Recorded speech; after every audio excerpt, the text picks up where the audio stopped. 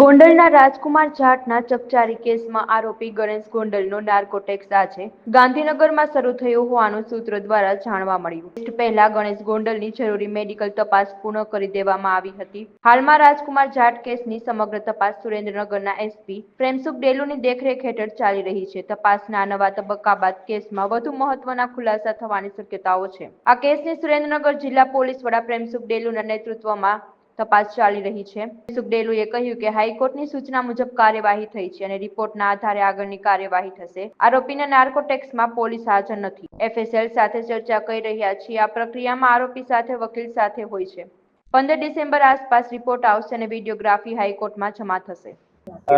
આજે જે ગણેશ ગોંડલ છે આનો નાર્કોનો ટેસ્ટ હતો અને નાર્કોનો જે ટેસ્ટ છે આની આખી પ્રક્રિયા 8 તારીખથી 13 તારીખ સુધીનો જે ટાઈમ હતો અમે આખી જે પ્રોસિજર છે આખી પ્રોસિજર કમ્પ્લીટ થઈને અને આજે આનો નાર્કો ટેસ્ટ થઈ ગયો છે. હવે 1-2 દિવસમાં આની આખી જે રિપોર્ટ તૈયાર થઈ જશે અને આ રિપોર્ટ જે તૈયાર થશે આ માનનીય હાઈકોર્ટ જે ગુજરાત હાઈકોર્ટ છે આના અંદર મૂકવામાં આવશે. પ્રશ્નાવલી તૈયાર થઈ હતી, કેટલા પ્રશ્નોની યાદી તૈયાર થઈ હતી. આ એક એફએસએલ જે ઓફિસર હોય છે આના પોતાના રીતે બધા જે કેસ છે આની સ્ટડી કરીને અને આને આધારિત એ લોકો પસંદ તૈયાર કરતા હોય છે અને અમે જે આઈઓ અને જે પોલીસ ઓફિસર હોય છે આ સમયે અમે કોઈ પણ પાસે નથી રહેતા અને આનો એક આખો જે એક પ્રોટોકોલ હોય છે અને આ પ્રોટોકોલને તહેત એ લોકો બધા કરતા હોય છે અને પ્રોટોકોલ આધારિત કરીને અને એ લોકો અમને પછી આનો જે કન્ક્લુઝન છે એ આપવાના હોય છે અને આ કન્ક્લુઝન આધારિત અમે લોકો હાઈકોર્ટમાં રિપોર્ટ કરીશું. અત્યારે અમે આની જે અમને રિપોર્ટ મળશે આ રિપોર્ટ આધારિત હું આગળની જે વસ્તુ છે એ જોઈશ.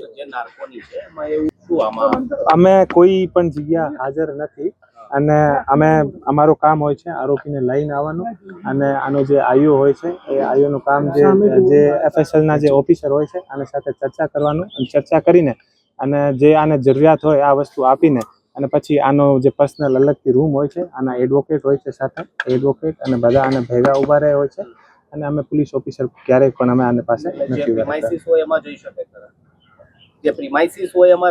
આરોપીને લઈને અમને આવવું પડે ને. સર, આ કેસની તપાસ આપ સુપરવિઝન કરી રહ્યા છો.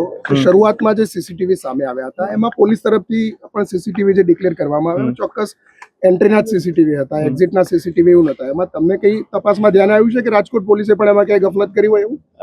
એ જે તમામ જે આખો કેસ છે અમે અત્યારે હું આપને સામે કશું ના કહી શકું. હાઈકોર્ટમાં આની બધી વસ્તુ જે છે અમે રજૂ કરીશું. સર, આ રિપોર્ટ ક્યારે આવશે અને ક્યારે કોર્ટમાં રજૂ થશે? 15 તારીખના હાઈકોર્ટમાં.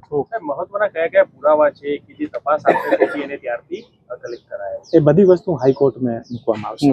તમામ વિડીયોગ્રાફી પણ હાઈકોર્ટમાં સબમિટ થશે જે આ વિડીયો. હા, તમામ વસ્તુ જે હાઈકોર્ટ માંગશે તમામ વસ્તુ હાઈકોર્ટમાં. જે અમુક વિડીયોગ્રાફી મિસિંગ છે, એના ઘરના સીસીટીવી છે, ઘરમાં જતા આવતા સીસીટીવી છે, તો એ સીસીટીવી આપણે કલેક્ટ કર્યા છે કોર્ટ પર રજૂ કરીશું. બધા કોર્ટમાં